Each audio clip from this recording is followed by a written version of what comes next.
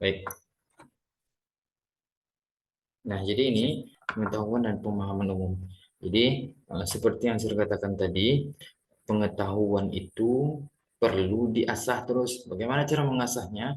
Dengan melakukan hal-hal seperti membaca, memperkaya literasi kita.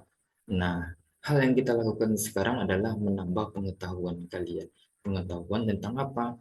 Memahami bacaan-bacaan. Nah, terkadang kan kita tahu nih bacaan ini tentang apa.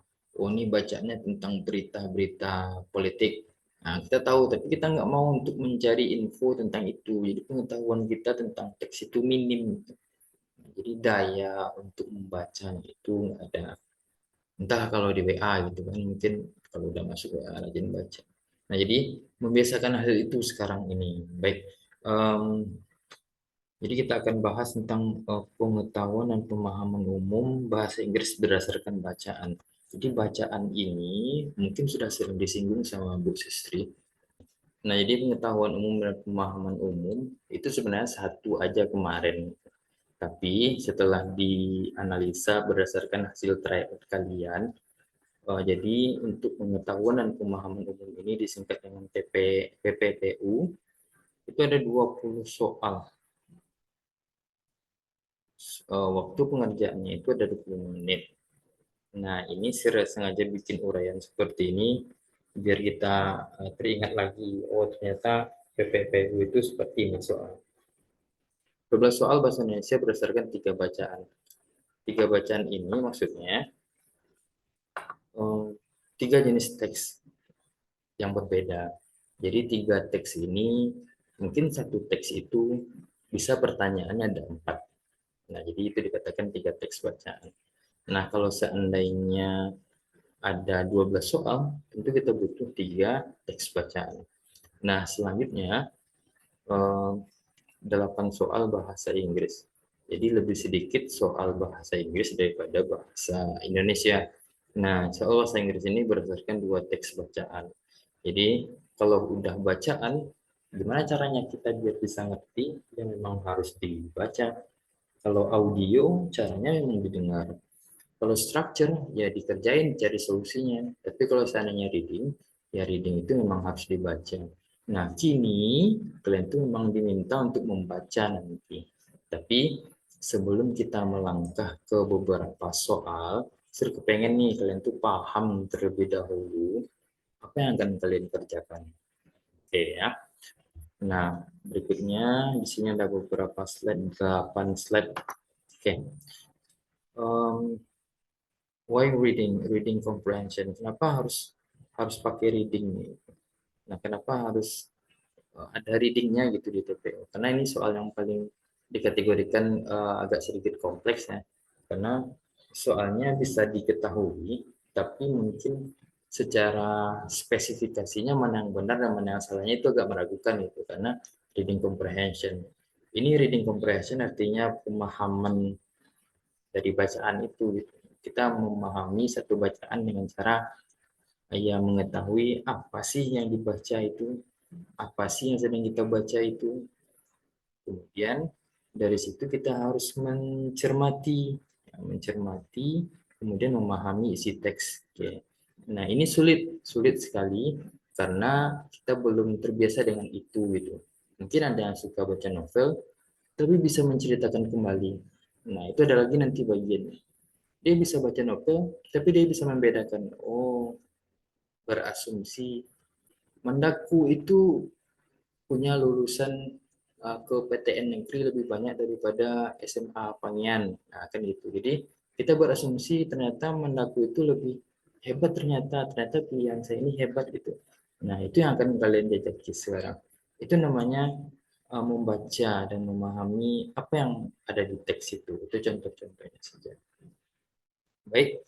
Nah, itu penjelasan awal. Nah, selanjutnya, reading comprehension ini kemampuan memproses bacaan. Nah, jadi kita punya kemampuan untuk memproses. Kita harus berpikir secara masa itu kritikal gitu ya. Kritikal itu kita bisa mengetahui, kita bisa menebak, kita bisa mencari tahu Itu namanya kritikal. Kalian itu dibiasakan untuk berpikir seperti itu karena kalian selalu diberi ruang-ruang atau pemantik yang bisa kalian lakukan dengan layak dengan teman-teman kalian. Itu namanya ruang. Jadi untuk memprosesnya itu banyak waktu kalian itu. Belajarnya itu ya dibebaskan atau difokuskan kepada siswa. Nah, jadi kalau membaca itu rasanya nggak ada hal yang terlalu sulit, tapi kemampuan untuk memahaminya itulah yang paling jadi masalah kita sekarang. Apalagi bahasa Inggris gitu. Nah, bahasa Inggris tentu perlu pengetahuan lebih. Nah, terlepas dari itu, bagi teman-teman yang udah uh, kaya nih, sedikit banyak tentang bahasa Inggris, tentu punya modal yang sedikit uh, uh, di depan daripada teman-teman. Jadi kemampuan proses bacaan itu satu, struktur. Struktur ya, saya ulangi, satu teks itu punya topik. Topik itu ada di dalam satu teks. Apa tujuan topik? Biar tahu apa yang mau dibicarakan di dalam topik. Kemudian ada ide pokoknya, main idea lah bahasanya. Nah, itu yang dikatakan dengan struktur. Selanjutnya informasi tersirat dan tersurat. Nah, seperti yang saya katakan tadi, ini contohnya ya. Sepeda motor itu lebih kencang daripada uh, sepeda. Maksudnya Honda itu lebih cepat daripada sepeda. Ternyata sepeda motor itu lebih baik untuk kita miliki. Jadi seperti itu. Nah, itu informasi-informasi yang ada di dalam sebuah teks. Kemudian memahami arti. Nah, kita harus tahu tuh pengertian dari vocabnya apa. Kalau seandainya ada diminta tentang sinonim dan segala macamnya, kita harus tahu. Dan terakhir, memahami informasi rinci tentang teks tersebut. Detail informasinya apa, koherensinya apa. Baik, ini ada tiga hal yang harus kalian bisa proses nih. Contohnya, baik, dalam reading comprehension ada structure, main idea, ada main topik itu kalimat. Jadi kalau topik itu dalam bentuk kalimat, main topiknya ya, ide pokoknya. Tapi kalau topik saja itu dalam bentuk frasa. Frasa itu ya beberapa kata saja. Contohnya vacation, baju jalur, nah, itu topik. Tapi kalau main idea, baju jalur is a great vacation for me. Jadi kan mungkin seperti itu bisa dikatakan sebagai main topik. Informasi tersirat, ini saya contohkan nih satu ya. Apip, tolong Pip baca nih Pip, yang nomor satu ini poinnya, informasi tersirat. Mandagu has more number of students who are joining university in Indonesia. Kamu tahu artinya apa? Mandaku memiliki angka pokok angka untuk siswanya tuh join ke universitas. Lebih banyak ya. Iya, lebih banyak angka yang ke universitas di Indonesia. Nah, jadi kalian diminta untuk memberikan asumsi tentang kalimat ini. Maksudnya itu, dari kalimat yang dibacakan oleh Apip ini, ada makna tersirat dan tersurat. Makna tersiratnya, kita bisa berasumsi ternyata mandaku itu adalah Mandaku yang berhasil mendidik siswanya untuk apa? untuk join university. Kalian mau nggak seperti itu? Biar bisa join ke university terkenal. Mau. Oh, contohnya apa university terkenal? UI. UGM? Iya. Iya. Oke.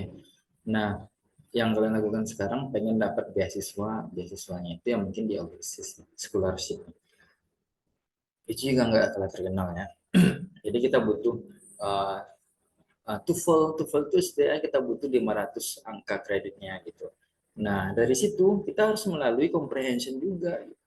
Kita harus melalui reading comprehension. Seperti inilah kita perlu berasumsi Ada asumsinya itu tersirat dan tersurat. Kalau tersuratnya udah pasti nih Mendagri itu has a great number, banyaklah yang meluluskannya ke universitas. Semoga ini berlanjut terus menjadi annual uh, generasi Kemendaku yang makin jebol ke universitas PTN negeri yang keren hendaknya lah kalian semuanya. Oke, nah, Amin. amin. Nah, kemampuan inilah yang harus dibangun, yang harus ditanamkan ke kalian. Kalian tuh harus diberi mungkin uh, penyadaran tentang hal ini, sadar akan ini. Gitu. Ternyata saya itu di ruang lingkup ini ternyata sekarang kan gitu. Menggunakan kata imply, infer, and suggest. Ini poin nomor 3 ya. Nah, jadi ini kata-kata imply ini digunakan ketika bertanya, maksud itu ada pertanyaannya. Nah, jadi kalau teksnya tentang Mendagri has more number of students who are joining university in Indonesia, contohnya what is the sentence implies, maksud itu what is the infer of sentence, what is the suggest of sentence. Nah, jadi ini bahasa-bahasa atau kata-kata inilah yang digunakan ketika uh, penulis soal itu meminta kita untuk menjelaskan tentang makna tersirat ataupun tersurat. Ini contohnya saja. Nah, kalau misalnya kalian ketemu nih kata imply di dalam soal, infer, suggest, dan segala macamnya, itu berarti kalian diminta untuk menjelaskan satu informasi apa? Tersirat, Dua, tersurat. tersurat. Oke, nah jadi nanti akan dikasih soal lah, insya Allah mudah-mudahan paham. Oke, memahami arti. Memahami arti itu ya butuh butuh enrich your vocab, pemahaman, maksudnya itu lebih banyak vocabulary-nya biar tahu. Jadi kadang kan kita baca soal nih, soalnya itu tentang teksnya itu tentang Mandaku. Nah, tentu kita berpikir nih kalau udah Mandaku, oh pasti tentang KSM. Nah, jadi kita itu pikirnya langsung menjurus ke situ. Belum tentu KSM, mungkin tentang um, kelas 12 yang mengikuti SNBT program gitu. Mungkin kelas 12 yang akan mengikuti reading to fall gitu. Nah, jadi itu namanya thinking process. Next thinking process. Kita tuh terlalu husnuzon, suuzon dengan soalnya itu. Oh, kok senang memang apa sih tentang keuangan tak boleh gitu. Jadi kita harus tahu dulu konsepnya apa. Kalau seandainya hal yang selalu kita lakukan setiap minggu online melalui Zoom meeting itu ya mungkin tentang SNBT. Tapi kalau seandainya berbicara tentang uh, the general program in Mendaku, belum tentu SNBT, mungkin ada yang lain, KSM, kelas Olimpiade, atau program-program ekskul yang lainnya. Jadi kita harus mengartikan kata itu sesuai dengan konsep. Oke, ini ada contoh kata satu ya. Um, close the door. Nah, jadi apa artinya itu kalau close the door?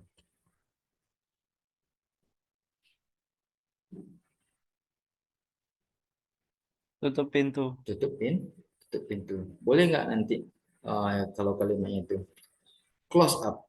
Close up itu artinya Mendekat. mendekat. Boleh nggak close the door? Berarti dekatlah ke pintu.